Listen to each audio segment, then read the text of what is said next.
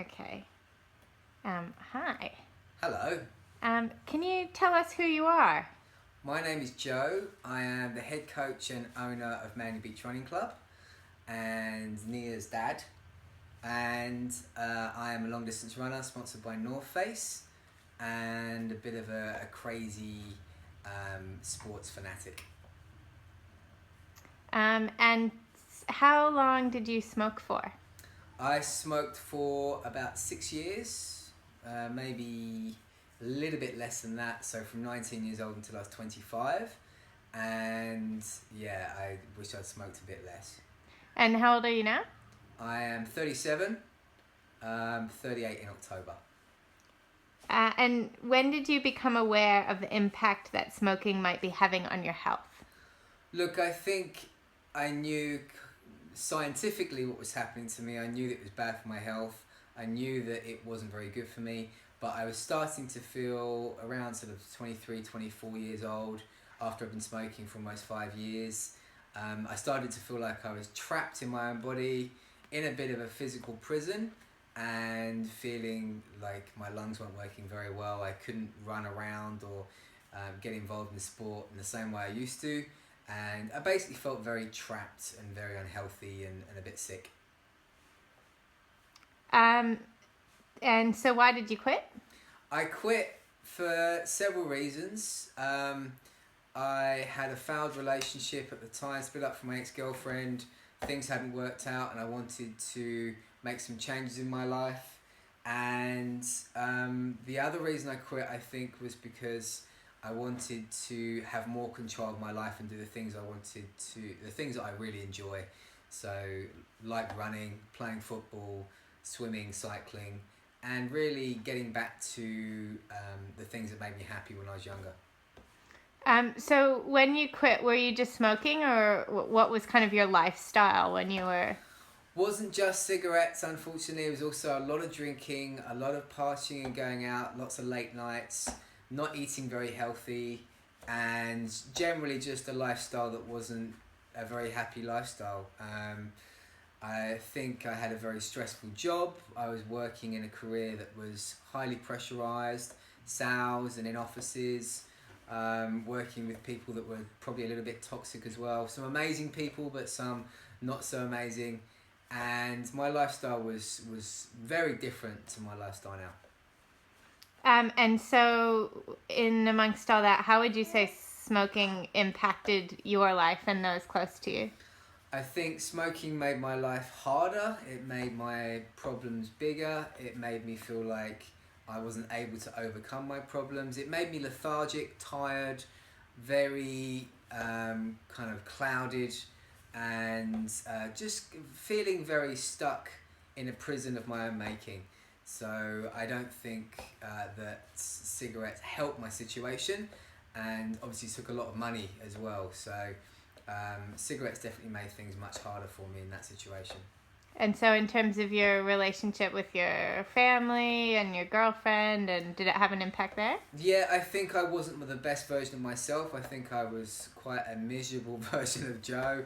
And same with my parents. I think, there was not the best relationship because I was doing something so unhealthy, and that was quite visible. So how did you actually, when did you kind of decide you were going to quit, and how did you actually do it? Decided I was going to quit when I was about 23. It took me about 2 years of cutting down on cigarettes, going from Marlboro Lights, my absolute favourite cigarettes, down to Silk Cut Purple, Silk Cut Blue, and then Silk Cut Silver, and then cutting down not only on nicotine and tar, but also the amount of cigarettes as well, going from 30 cigarettes a day to 25, 20, 15, 10, and then eventually making it just a sociable thing, having a cigarette with a drink at the weekend, and then eventually after that, not only having very weak cigarettes, Silk Cut Silver were the weakest cigarette you could buy, but also having them really infrequently. So very, very gradually was the way that I eventually quit. So yeah, it was a long process. And was there anything that kind of made you want to quit? Yes, I had this figure in my head, this age in my head of 25 was a barrier. I wanted to quit by the age of 25, and I'd also been told when I was about 23 by my girlfriend's dad that he asked me the question, what controls you or the cigarette? And I found that quite confronting. As someone that's quite happy being in control of their own destiny and control of their own life, that was a question that I found I really couldn't get my head around, and I had to sort of stop and think about what was the most important thing in my life. Was it the cigarettes, or was it the things I wanted to do? In terms of the impact of you quitting, initially, what happened? The impacts of me quitting were all very positive. I think I cycled across Europe when I was 25 with my best friend, had a few beers, and went all the way from Budapest in Hungary all the way west across Europe, and found that I could play football, I could think clearer, I could move much freer, I lost a bit of weight. You know, so many positives to quitting smoking, and that's continued over the last, how many years, 12 years or so, meeting my wife and having my little Bubba, who's turning 6 months in about 4 or 5 days. Yeah, that's right.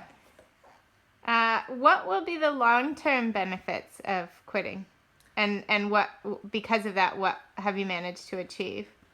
The long-term benefits are increased fitness, feeling happier, more money. You know, there's so many benefits to quitting smoking. It's a massive improvement in my life. And then the other question you asked was, you know, what achievements has that led to? You know, I've become a long-distance runner. I've got the record for Brisbane to Sydney. Used to be 15 days, and I broke the record last year. It's now 12 days. I've got the record for Newcastle to Sydney on the GNW 250 trail, and I'm living my dream. I'm a coach that runs on the beach every day, surrounded by very positive, fit athletes. I've got a wonderful partner who's holding the camera at the moment and smiling at me, and my beautiful girl as well, my beautiful little girl Nia.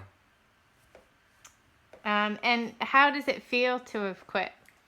It feels a little bit unreal to be on the other side of that. I still dream as a smoker, and sometimes I light up cigarettes in my dreams and, you know, eat very unhealthy in my dreams.